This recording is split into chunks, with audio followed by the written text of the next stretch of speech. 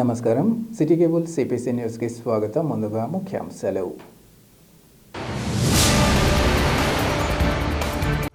తిరుమల లడ్డూ వ్యవహారంపై diversion politics చేస్తూ ప్రజలను మభ్యపెట్టడం దారుణం. చంద్రబాబు తీరుపై వైఎస్ఆర్సీపీ నేతల ఆగ్రహం.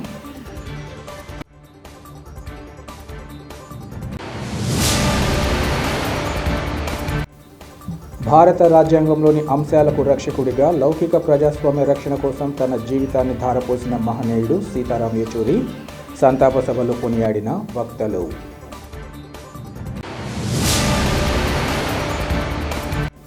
శ్రీవారి మహాప్రసాదానికి అపచారం చేసిన దోషులను కఠినంగా శిక్షించాలి. ప్రొద్దుటూరు ర్యాలీలో విహెచ్పి నేతల డిమాండ్.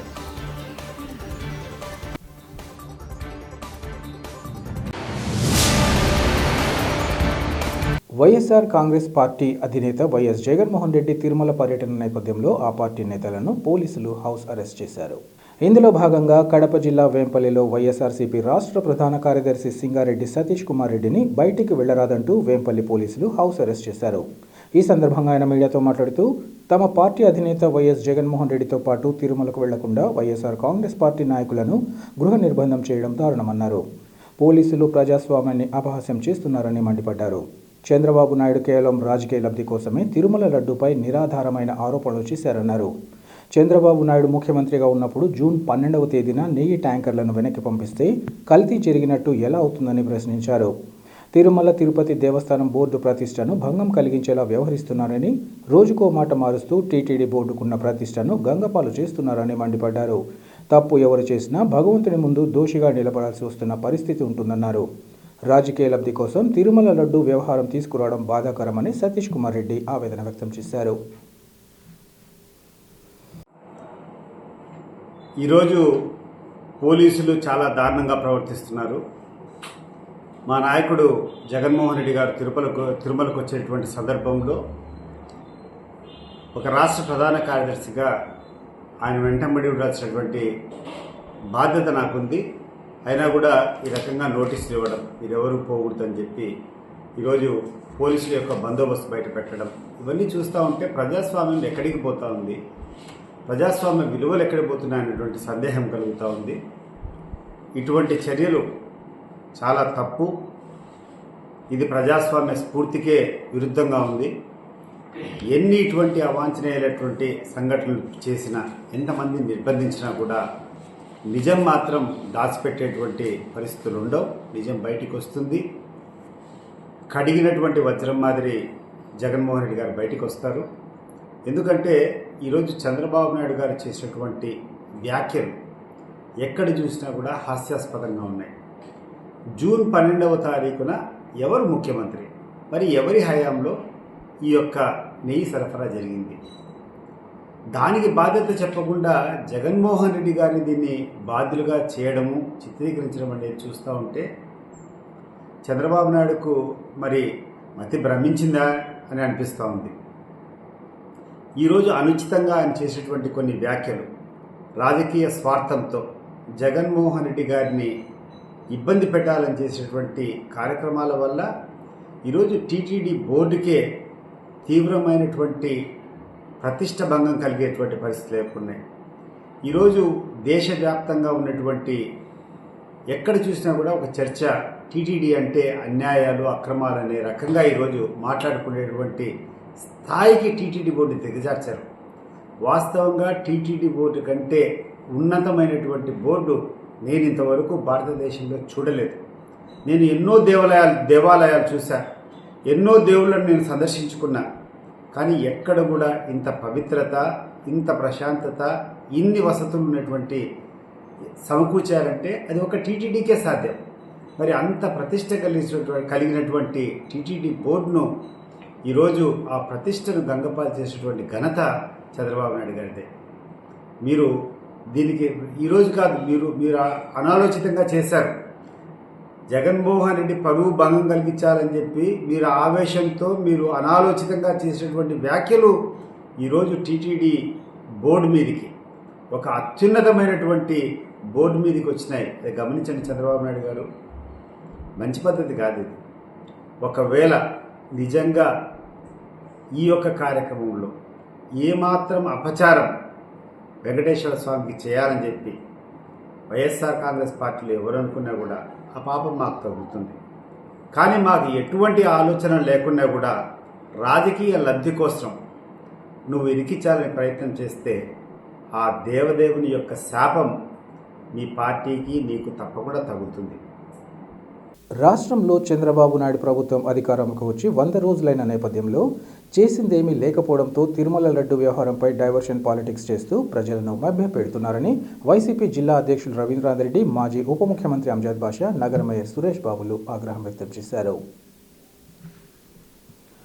కడప నగరంలోని వైసీపీ కార్యాలయంలో ఏర్పాటు చేసిన విలేకరుల సమావేశంలో వారు మాట్లాడారు. ప్రజలకు ఇచ్చిన హామీలను అమలు చేయకుండా తమ పార్టీ అధినేత వైఎస్ జగన్పై మాత్రం బురద చల్లడమే పనిగా పెట్టుకున్నారన్నారు. తమ పార్టీ అధినేతపై దుష్ప్రచారానికి తెరతీసిన చంద్రబాబు తిరుమల లడ్డూ వ్యవహారంలో వాళ్లపైనే వేళ్లు చూపే పరిస్థితి వచ్చిందన్నారు. స్వామివారి భక్తుడిగా తమ పార్టీ అధ్యక్షులు దర్శనానికి వెళ్తుంటే విమర్శలు చేస్తున్నారని, పోలీసులతో నోటీసులు ఇప్పించి నిలువరించే ప్రయత్నం చేస్తున్నారని అన్నారు. అసలు తిరుమల దర్శనానికి అనుమతులు, నోటీసులు ఇవ్వడం ఏమిటని వారు ప్రశ్నించారు. తమ పేరు చెప్పి సాధారణ భక్తులను కూడా ఇబ్బంది పెడుతున్నారని, తాము అధికారంలో ఉన్నప్పుడు ఇలానే ఆలోచిస్తే చంద్రబాబు తిరిగేవాడా అని ప్రశ్నించారు. తమ రాష్ట్ర అధ్యక్షుడు వస్తుంటే మమ్మల్ని వెళ్లనీయకుండా అడ్డుకుంటున్నారని, లడ్డూ వ్యవహారాన్ని తమ స్వార్థ రాజకీయాలకు వాడుకోవడం తగదన్నారు. విజయవాడలో గుళ్లను కూల్చిన వ్యక్తి చంద్రబాబు అయితే వాటిని పునర్నిర్మించింది జగన్మోహన్ రెడ్డి అని తెలిపారు. దేవుళ్లను రాజకీయాలకు వాడుకోవడం మంచిది కాదని, నీచమైన మత రాజకీయాలు చేయవద్దని, హుందాతనంగా వ్యవహరించాలని వారు హితవు పలికారు. ఈ సమావేశంలో వైసీపీ నేతలు పులి సునీల్ కుమార్, తోట కృష్ణ, కార్పొరేటర్ షఫీ తదితరులు పాల్గొన్నారు. తెలుగుదేశం పార్టీ అధికారంలోకి వచ్చి ఇన్ని నెలలు అయిపోయినా ప్రజలకు ఉపయోగపడే కార్యక్రమం ఒక్కటి చేసిన దాఖలాలు లేవు. ప్రజలకు ఉపయోగపడమే కాకుండా ఏదైనా అభివృద్ధి కార్యక్రమాలు ఏమన్నా చేస్తారా, లేదు మేనిఫెస్టోలో చెప్పిన సంక్షేమ కార్యక్రమాలు ఏమన్నా ఒక్కటి అమలు చేశారా అంటే అమలు చేసిన పరిస్థితి లేదు. కానీ వైఎస్ఆర్ కాంగ్రెస్ పార్టీ నాయకులపైన, మా అధ్యక్షుడిపైన బురద జల్లే కార్యక్రమం అదొక్క కార్యక్రమం పెట్టుకున్నారు తప్ప వేరే ఏమీ చేసిన పరిస్థితి లేదు. మొన్న లడ్డు వ్యవహారం అన్నారు, దానికంటే ముందు కాదంబరి వ్యవహారాన్ని బయటికి తీశారు. ఇవన్నీ డైరెక్షను మార్చేదానికి ఉపయోగపడతాయి తప్ప వేరే ఏం లేదు. ఎందుకంటే వాళ్ళ చేతకానితనం బయటపడుతుంది అన్న ఉద్దేశంతో ప్రజలను మభ్యపెట్టడానికి డైవర్షను పాలిటిక్స్ చేస్తున్నారు తప్ప ఇంకొకటి చేసే పరిస్థితి లేదు. సో లడ్డు వ్యవహారం తీసినారు, దాంట్లో ఏదైతే అభాండాలు మోపడం జరిగిందో అవన్నీ కాదు అని తిరిగి వాళ్ళ వైపుకే వేళ్ళు చూపించే కార్యక్రమం జరుగుతోంది. మరి ఈ రాష్ట్రంలో తెలుగుదేశం ప్రభుత్వం ఏర్పాటై 100 రోజులు పైబడ్డాము. మరి ఈ 100 రోజుల సందర్భంగా మనం చూస్తున్నాం రాష్ట్ర వ్యాప్తంగా కొందరు పండుగలు చేసుకుంటున్నారు 100 రోజుల పరిపాలన అని చెప్పి, కొందరు కేకులు కట్ చేసుకొని మరి వాళ్ళ సంతోషాన్ని వెలుబుచ్చుకోవడం జరుగుతుంది తెలుగుదేశం పార్టీ నాయకులు, కార్యకర్తలందరూ కూడా. మరి ఈ సందర్భంగా మరి తెలుగుదేశం పార్టీ నాయకులకు, మరి ఈ జనసేన పార్టీ నాయకులకు, మరి అలయన్స్లో ఉండే బీజేపీ నాయకులకు నా యొక్క సూటి ప్రశ్న, మరి ఈ 100 రోజుల్లో మీరు ఏం ఒరగబెట్టారని చెప్పి ప్రజలకు సంతోషం చేసుకుంటున్నారు, పండుగలు చేసుకుంటున్నారు అనేది ప్రజలకు చెప్పాల్సిన అవసరం ఉంది. మరి మీరు ఎన్నికల ముందు ప్రజలకు ఏం హామీలు ఇచ్చారు? మరి ఎన్ని హామీలు ఇచ్చారు? ఏదో సూపర్ 6 అని చెప్పి, సూపర్ 7 అని చెప్పి, మరి ఆ సూపర్ 6 ఆ సూపర్ 7లో మరి మీరు ఈ 100 రోజుల్లో ఎన్ని అమలు చేశారు అనేది ప్రజలకు సమాధానం చెప్పాల్సిన అవసరం ఉంది. ఒక పెన్షన్లు తప్ప మీరు ఏమన్నా ఈ రాష్ట్ర ప్రజలకు ఏమన్నా ఒరగబెట్టారా అనేది ప్రజలకు సమాధానం చెప్పాల్సిన అవసరం ఉంది. ఒక పక్క ప్రజలకు ఇచ్చిన హామీలన్నీ కూడా తొంగలో తొక్కేసి ప్రజల్ని నమ్మబలికి వాళ్ళని మోసం చేసి వాళ్ళ ఓట్లు దండుకొని అధికారంలోకి వచ్చిన తర్వాత మరి వాళ్ళందరినీ కూడా మోసం చేసి మరి ఈరోజు మీరు పండుగలు చేసుకుంటున్నారు. నిజంగా ప్రజలందరూ కూడా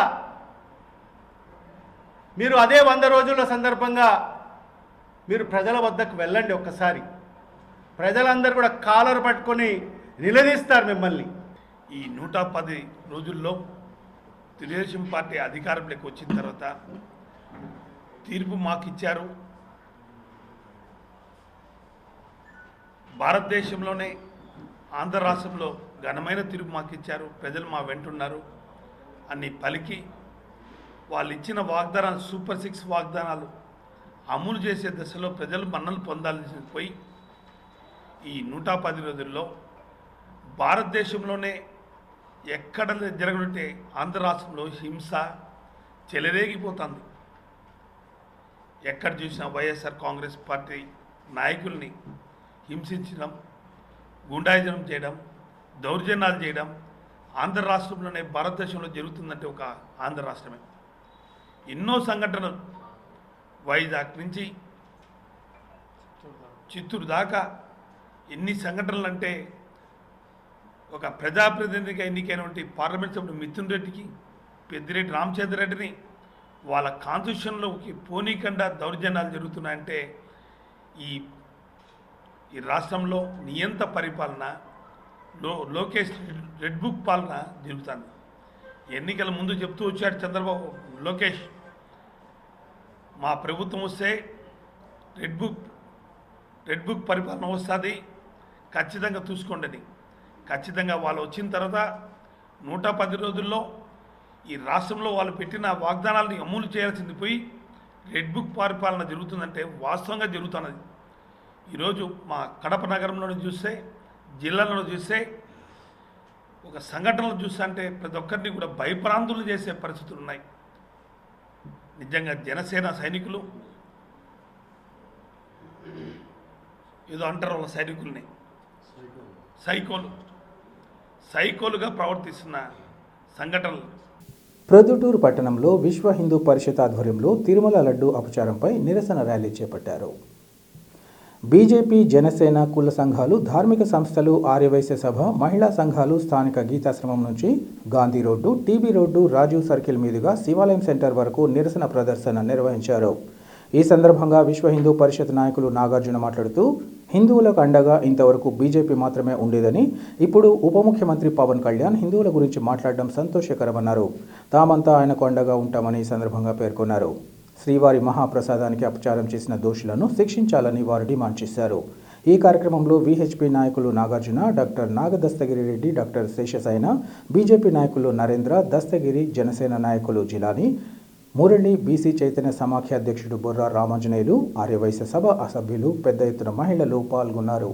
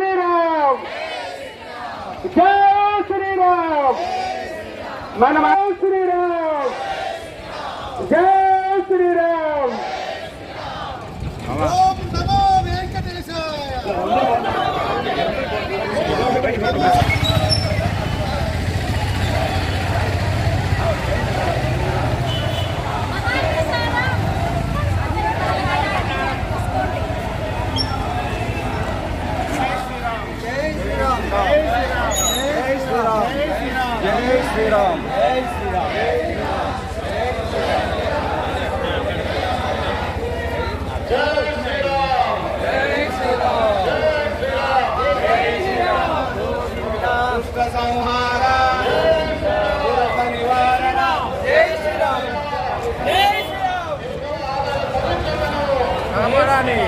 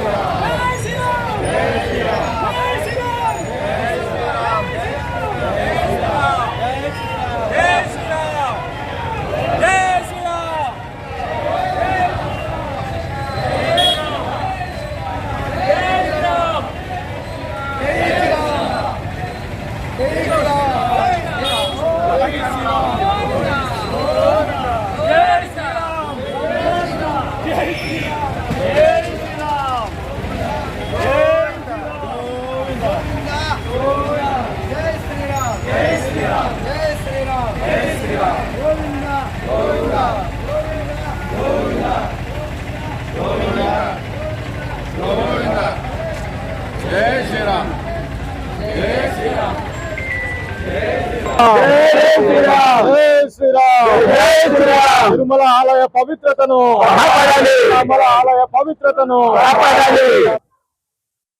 ఈరోజు ముఖ్యంగా మనము మన రాష్ట్రంలో జరుగుతున్న పరిస్థితులను చూస్తుంది మనకు ఎంతో భయంకరమైన బాధాకరమైన విషయాలు. తిరుపతిలో మనకు పరమ పవిత్రంగా ఉండేటువంటి వెంకటేశ్వర స్వామి ప్రసాదంలో కల్తీ చేయడము, అక్కడ ఎన్ని రకాలైన అపచారాలు జరిగినాయంటే మన అందరికి కూడా అర్థమవుతున్నాయి.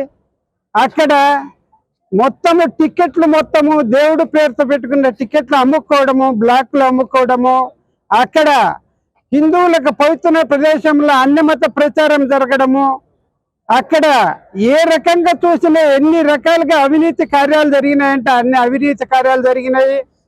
లడ్డులో హిందువులకి పవిత్రమైన లడ్డులో కూడా మన అపవిత్రం చేసేదాని కోసం అని చెప్పేసి లడ్డులో పంది కొవ్వు, చేపలకు సంబంధించిన నూనె ఇటువంటి వాడడము చాలా జుగుప్సాకరమైన విషయము. ఈ విషయంలో మన రాష్ట్ర ప్రభుత్వం మన ముందు ఉన్న రాష్ట్ర ప్రభుత్వంలో ఉన్నటువంటి పెద్దల ఇన్వాల్వ్మెంట్ కూడా చాలా ఎక్కువ ఉంది. దీంట్లో అందరినీ కూడా ఇంత కించపరిచినటువంటి హిందూ జాతిని అందరినీ కించపరిచినటువంటి గవర్నమెంట్ లో తీసుకున్న అందరు చర్యలు తీసుకున్న వాళ్ళందరి మీద కూడా ఖచ్చితమైన కఠినమైన చర్యలు తీసుకోవాలి. అట్లానే రాబోయే రోజుల్లో కూడా మనం హిందూ సమాజం కోసం మనం అందరం కూడా గట్టిగా పనిచేస్తేనే ఇటువంటి దుష్కార్యముల నుంచి మనం బయటపడేదానికి అవకాశం ఉంది. దేవాలయాల్లో దీప నైవేద్యాలు కూడా జరిగిన వాటిలలో ఇక్కడి డబ్బులు మొత్తం తీసుకొని వెళ్ళి వేరే మతస్థులకు వేరే అన్య కార్యాలకు ఉపయోగిస్తున్నారు. మనమేమో ఇక్కడి నుంచి తిరుమలకి మనకు పవిత్రంగా ఉండి మనం ఎన్ని రోజుల్లో నిల్వ చేసుకొని అందరూ కూడా హుండీలో వేయడం జరుగుతుంది. ఆ హుండీ డబ్బులు మొత్తము అన్యక్రాంతం అవుతున్నాయి. ఇటువంటి పరిస్థితుల్లో మనం మళ్ళీ మనము దేశంలో భూములు, డబ్బులు, నగలు అన్ని కూడా దేవుళ్ళకి ఇవ్వడం జరుగుతుంది. దీనికోసం మనం హిందూ సంఘాలన్నీ కూడా గట్టిగా పనిచేయాలి. ఈ రోజు మనకి అదృష్టం కొద్దీ మన ఉప ముఖ్యమంత్రి ఈరోజు ఖచ్చితంగా చెప్పగలుగుతున్నాడు, హిందువులకు అన్యాయం జరిగితే మేము మాట్లాడకూడదని. ఈరోజు హిందువు అనే మాటకు మాట్లాడడానికి ఇంతవరకు ఒక బీజేపీ తప్పితే ఏ పార్టీ కూడా ధైర్యం చేసేది కాదు. ఇప్పుడు కొత్తగా మనకు గట్టిగా నమ్మకంగా నిలబడగలిగే నాయకుడు ఒకరు ఏర్పాటైనరు. ఆయన ఎంత ఖచ్చితంగా చెప్తున్నాడంటే, హిందువులకు జరిగితే మేము అన్యాయం జరిగితే అడగకూడదా, ఇదే ముస్లింలకు జరిగితే, క్రిస్టియన్లకు జరిగితే దేశం మొత్తం మీద అల్లకల్లోలం అయిండేది. ఇటువంటి పరిస్థితుల్లో మళ్ళీ ఇంకోసారి హిందువులకి నేను ఖచ్చితంగా నిలబడి ధైర్యంగా నేను చెప్పగలుగుతున్నానని చెప్పేసి ఒక నాయకుడు మనకు రావడం నిజంగా ఒక శుభకరము. దీన్ని మనము ఆయన ఒక్కరి మీదనే కాకుండా మనందరం కూడా ఆయనతో పాటు కలిసి ఉద్యమించి మళ్ళీ మన కార్యాలయాలన్నీ, మన దేవాలయాలన్నీ మళ్ళీ సుఖంగా సౌఖ్యంగా అన్ని రకాలైన హిందూ సంప్రదాయాలకి మళ్ళీ దేవాలయాన్ని మళ్ళీ గౌరవంగా పునర్వైభవం సంపాదించుకునే దానికోసం మనం అందరం కూడా కలిసి ప్రయత్నం చేయాలని చెప్పేసి ఈరోజు ఈ నిరసన ర్యాలీ చేస్తున్నాము. ఈ నిరసన ర్యాలీకి విచ్చేసిన అందరికీ కూడా ధన్యవాదాలు. ప్రపంచవ్యాప్తంగా విశేష గుర్తింపు పొందిన మలబార్ సంస్థ ఏర్పాటు చేసిన మైండ్ డైమండ్ షోను ప్రజలు సద్వినియోగం చేసుకోవాలని నగర ప్రముఖులు తెలిపారు. కడప నగరం కోటిరెడ్డి సర్కిల్లో గల మలబార్ షోరూంలో ఏర్పాటు చేసిన మైండ్ డైమండ్ షోను వినియోగదారుల సమక్షంలో అతిథులు ప్రారంభించారు. ఈ సందర్భంగా వారు మాట్లాడుతూ ప్రస్తుతం ఏర్పాటు చేసిన ఈ ప్రదర్శన అక్టోబర్ 2వ తేదీ వరకు కొనసాగుతుందన్నారు. వివాహ ఆభరణాలు, లైట్ వెయిట్ ఆభరణాలు, పురుషుల ఆభరణాలు, ప్లాటినం ఆభరణాలు మలబార్ సంస్థ ప్రత్యేకతలని అన్నారు. ఈ సంస్థ ప్రస్తుతం ఏర్పాటు చేసిన ప్రదర్శనలోని ప్రతి ఆభరణం అందరినీ ఆకట్టుకోగలదన్న ఆశాభావం వ్యక్తం చేశారు. అంతేకాకుండా షోరూంలో వినియోగదారులు కొనుగోలు చేయదలుచుకున్న బంగారం విలువలో 10% అడ్వాన్స్గా చెల్లించే సదుపాయం కూడా ఉందన్నారు. తద్వారా భవిష్యత్తులో బంగారం ధరలు పెరిగినా వినియోగదారులపై ఎలాంటి భారం పడదన్నారు. ఖచ్చితమైన ధర, ఆభరణాల జీవితకాల నిర్వహణ, పాత బంగారు ఆభరణాల బంగారం, వజ్రాలపై 100% విలువ, అంతర్జాతీయ ప్రమాణాలకు అనుగుణంగా 23 పాయింట్ల నాణ్యత పరీక్షలు మలబార్ ప్రత్యేకతలని ప్రజలు గుర్తించాలన్నారు. సంస్థ ఏర్పాటు చేసిన మైండ్ డైమండ్ షోను ప్రతి ఒక్కరూ వినియోగించుకోవాలని వారు సూచించారు. ఈ కార్యక్రమంలో మలబార్ సంస్థ ప్రతినిధులు, సిబ్బంది ఇంకా కొనుగోలుదారులు పాల్గొన్నారు. Very good morning. Today team Malabar Gold and Diamonds Kadapa showroom is really thrilled and excited to launch another diamond show in this year. So from today till 2nd of October, for a time period of 6 days, we'll be having diamond show. During this diamond show, we are having very exclusive and exciting design of diamond jewelry in all category from different parts of the country and even outside from India. So I invite each and every diamond jewelry lovers and our customers to come to Malabar Gold and Diamonds Kadapa showroom during this time for seeing our ornaments and our collection, which we have showcased exclusively for you.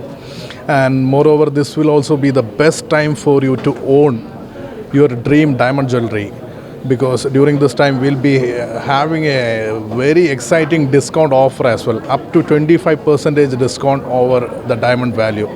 So I invite everyone to visit Malabar Gold and Diamonds Kadapa showroom for seeing our diamond jewelry collection. Thank you all. Good morning. మా Malabar Gold and Diamonds Kadapa branch September 27వ తేదీ నుంచి October 2వ తేదీ వరకు అద్వితీయమైన diamond షోని నిర్వహిస్తున్నాము. So ఈ డైమండ్ షోలో మనకి ఆల్ ఇండియా ఓవైడ్ డిజైన్స్ మనకి అందుబాటులో ఉంటాయి. సో ఈ షో సందర్భంగా నేను కడప ప్రజలకు చెప్పేది ఏంటంటే, కడప ప్రజలు మీరు ఈ టైంలో హైదరాబాద్, చెన్నై, బెంగళూరు వెళ్ళాల్సిన అవసరం లేదు. సెప్టెంబర్ 27వ తేదీ నుంచి అక్టోబర్ 2వ తేదీ వరకు మనకి అన్ని రకాల డైమండ్ ఆభరణాలు అందుబాటులో ఉంటాయి. అంతేకాకుండా మనము మంచి ఆఫర్ని కూడా ప్రొవైడ్ చేస్తున్నాము. అప్ టు 25% ఆఫ్ని కూడా డైమండ్ విలువ మీద అందిస్తున్నాము. సో ఈ అవకాశాన్ని కడప ప్రజలు సద్వినియోగం చేసుకోవాలని మనస్ఫూర్తిగా కోరుకుంటున్నాను. ధన్యవాదాలు. భారత రాజ్యాంగంలోని అంశాలకు రక్షకుడిగా లౌకిక ప్రజాస్వామ్య రక్షణ కోసం తన జీవితాన్ని ధారపోసిన గొప్ప వ్యక్తి సీతారాం ఏచూరి అని సిపిఎం కేంద్ర కమిటీ సభ్యుడు ఎంఏ గఫూర్ కొనియాడారు. ఈరోజు నగరంలోని వైఎస్ఆర్ మెమోరియల్ ప్రెస్ క్లబ్లో సీతారాం ఏచూరి సంతాప సభ సందర్భంగా ఆయన చిత్రపటానికి అఖిలపక్ష, వామపక్ష నాయకులు పూలమాలలు వేసి ఘనంగా నివాళులర్పించారు. ఈ సందర్భంగా వారు మాట్లాడుతూ లౌకిక ప్రజాస్వామ్య భారతాన్ని శ్వాసించారన్నారు. సామ్యవాద దృష్టితో పాలన జరగాలని జీవించారన్నారు. భారత ప్రజాస్వామ్యంలో ఇప్పుడు ఆయన లేని లోటు పెద్ద శూన్యమన్నారు. విలువల కోసం నిబద్ధతతో ఆయన సాగించిన నడక ఎందరికో దారి చూపించిందన్నారు. దేశ భవిత కోసం ఆయన వెల్లడించిన ఆలోచనలు వ్యతిరేకించడానికి ప్రత్యర్థి పార్టీలు కూడా సాహసించలేదన్నారు. చివరకు ఆయన శరీరాన్ని కూడా వైద్య, విద్య కోసం ఢిల్లీ ఎయిమ్స్కు అప్పగించారని కొనియాడారు. అనంతరం కాంగ్రెస్ పార్టీ రాష్ట్ర media committee chairman Tulasireddy Sitaram Yechury ఘనత, సాధించిన విజయాలను వివరించారు. ఈ కార్యక్రమంలో సిపిఐ జిల్లా కార్యదర్శి చంద్ర, సిపిఎం జిల్లా కార్యదర్శి చంద్రశేఖర్, ప్రజా సంఘాల నాయకులు నారాయణ, సంగటి మనోహర్, బీఎస్పీ పార్టీ జిల్లా అధ్యక్షుడు గురప్ప, సిపిఎం జిల్లా కమిటీ సభ్యులు శివకుమార్, రామ్మోహన్ మనోహర్, దస్తగిరి రెడ్డి, శ్రీనివాసరెడ్డి, సత్యం, అన్వేష్ తదితరులు పాల్గొన్నారు. జోహార్ సీతారాం ఏచూరి గారు. జోహార్ కామ్రేడ్ సీతారాం ఏచూరి గారు. లక్ష్యం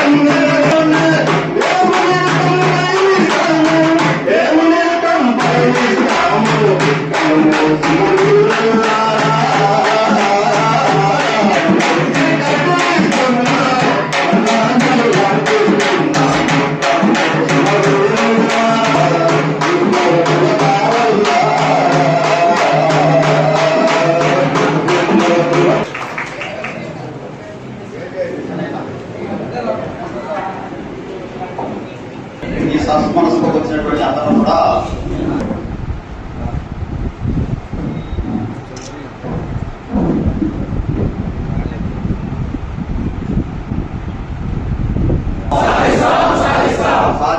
సాధిస్తాం సీతారాం యేచూరి గారి ఆశయాలను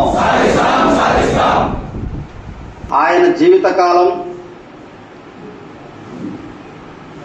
ప్రత్యర్థిగా ఉన్నటువంటి బీజేపీ ప్రధాని నరేంద్ర మోదీ చాల్సినటువంటి అనివార్య పరిస్థితి. యేచూరి 50 సంవత్సరాల రాజకీయ జీవితం ఈ దేశానికి దిక్సూచిగా 926 ఉపన్యాసాలు చేసి ప్రతి సందర్భంలో కూడా ఆయన చేసినటువంటి విశ్లేషణ, ఆయన చేసిన అంతర్జాతీయంగా కమ్యూనిస్ట్ ఉద్యమానికి, సోషలిస్ట్ వ్యవస్థకు, సోషలిస్ట్ దేశాల యొక్క పతనానికి గురవుతున్న సందర్భంలో మద్రాసులో 14వ జాతీయ మహాసభలో ప్రవేశపెట్టడానికి చాలా జాగ్రత్తగా అంతర్జాతీయ రాజకీయాలు విశ్లేషించి భారతదేశ ప్రజలకు చెప్పినటువంటి మేధావి. ఇందిరాగాంధీతో ఆ కోడలు మేనకా గాంధీని కూడా ప్రజల ముందు, విద్యార్థుల ముందు మరి నిలబెట్టి ప్రశ్నించినటువంటి వ్యక్తి. వాళ్ళను ఓడించే మా పార్టీ ప్రధాన కార్యదర్శి 12వ తేదీ తుది శ్వాస వదిలిన కామ్రేడ్ సీతారాం యేచూరి యొక్క సంతాప సభ, సంస్మరణ సభ జరుగుతుంది. రాష్ట్రంలో అన్ని జిల్లా కేంద్రాలే కాకుండా అన్ని పట్టణాల్లో కూడా స్వచ్ఛందంగా ప్రజా సంఘాలు కావచ్చు, మిత్రులు కావచ్చు, ఆయన అభిమానులు కావచ్చు, ఈ రకంగా క్రికెట్ సంతాపం తెలియజేస్తున్నారు. ఇది ఒక భాగం అయితే, కామ్రేడ్ సీతారాం యేచూరి ఇప్పుడు ఉండేటువంటి రాజకీయ పరిస్థితుల్లో ఈ దేశానికి ఎంతో అవసరం. అపార మేధావి, భారత రాజకీయాల్లో సరైన సమయంలో సరైన ఎత్తుగడలు తీసుకోవడంలో ఆయనకున్న మేధ చాలా గొప్పది. ఈరోజు లౌకిక శక్తులందరినీ కలపడంలో, ఇండియా కూటమి ఏర్పాటులో కానీ, లౌకిక శక్తుల్ని కలుపుకొని రావడంలో కానీ ఆయన విశిష్టమైనటువంటి పాత్ర నిర్వహించాడు. విద్యార్థి ఉద్యమం నుంచి రాజకీయాల్లోకి వచ్చి ఒక సాంప్రదాయ కుటుంబం, చాలా ఉన్నత కుటుంబం. అయితే మార్క్సిస్ట్ భావజాలంతో వామపక్షాల వైపు వచ్చిన తర్వాత ఆయన జేఎన్యూ నాయకుడిగా 10 సంవత్సరాల అధ్యక్షుడిగా ఉంటూ ఆ తర్వాత పార్టీకి సర్వస్వం అంకితమైనాడు. ఆయన నిస్వార్థంగా కమ్యూనిస్ట్ పార్టీ, మార్క్సిస్ట్ను అభివృద్ధి చేయడమే లక్ష్యంగా అనేక సంవత్సరాల కాలం పాటు పార్టీలో ఆల్ ఇండియా కార్యదర్శి సభ్యుడిగా, ఆ తర్వాత పొలిట్ బ్యూరో సభ్యుడిగా, పార్టీ ప్రధాన కార్యదర్శిగా కృషి చేస్తూ వచ్చాడు. వయస్సు పెద్ద వయస్సు కాదు ఈ కాలంలో, ఎందుకంటే వైద్యశాస్త్రం బాగా అభివృద్ధి చెందినటువంటి కాలంలో 72 సంవత్సరాల వయస్సు అయింది. ఇంకో 10 సంవత్సరాలు యాక్టివ్గా పనిచేయాల్సినటువంటి ఒక అవసరం దేశానికి కూడా ఉండింది. ఆయన ఉపన్యాసాలు చాలా గొప్పగా ఉంటాయి. ఆయన పార్లమెంట్లో మాట్లాడితే నరేంద్ర మోడీ కావచ్చు, మన్మోహన్ సింగ్ కావచ్చు, అందరూ కూడా శ్రద్ధగా ఆలకించేవారు. ఆయన మాట్లాడినటువంటి ప్రతి మాట అపారమైనటువంటి మేధస్సుతో కూడుకొని రాజ్యాంగాన్ని కోట్ చేస్తూ ఎక్కడ మీరు పొరపాటు చేస్తామని చెప్పి ఎత్తి చూపితే సరిదిద్దుకునేటువంటి పద్ధతులు ఉండేవారు. ఆ రకంగా భారత రాజకీయాల్లో చాలా చురుకైనటువంటి పాత్ర నిర్వహించాల్సినటువంటి వయసులో ఆ కామ్రేడ్ ఇన్ఫెక్షన్ వచ్చి శ్వాసకోశాలు బాగా ఇబ్బంది పెట్టి ఎయిమ్స్లో చేరినాడు. చాలా మంచి వైద్యం లభించింది, ఎయిమ్స్ది పొరపాటు కాదు. అయితే ఆయన శరీరం సహకరించలేదు. చివరికి 12వ తేదీ ఆయన చనిపోయినాడు. ఆయనకు జోహార్లు అర్పిస్తున్నాం. ఆయన మార్గంలో మిగతా మొత్తం మా పార్టీ, మా ప్రజా సంఘాలను నడవాలని, ఆయన మార్గంలో నడిచి ప్రజలకు సేవ చేస్తామని, ఈ దేశంలో మతోన్మాదులకు వ్యతిరేకంగా ప్రజల్ని సమీకరిస్తామని ప్రతిజ్ఞ తీసుకోవడం కోసం ఈరోజు ఈ సంతాప సభ ఇక్కడ జరుగుతుంది. వార్తలు ముగించే ముందు ముఖ్యాంశాలు మరోసారి. తిరుమల లడ్డూ వ్యవహారంపై డైవర్షన్ పాలిటిక్స్ చేస్తూ ప్రజలను మభ్యపెట్టడం దారుణం. చంద్రబాబు తీరుపై వైఎస్ఆర్సీపీ నేతల ఆగ్రహం.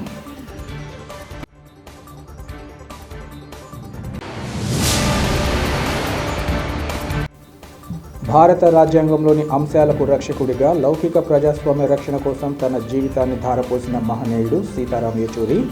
సంతాప సభలో కొనియాడిన వక్తలు.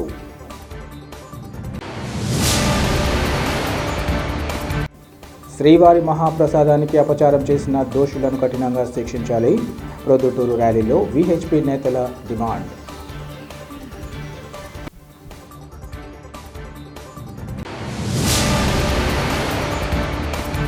సిటీ కేబుల్ సిపిసి న్యూస్ ఇంతటితో సమాప్తం. నమస్కారం.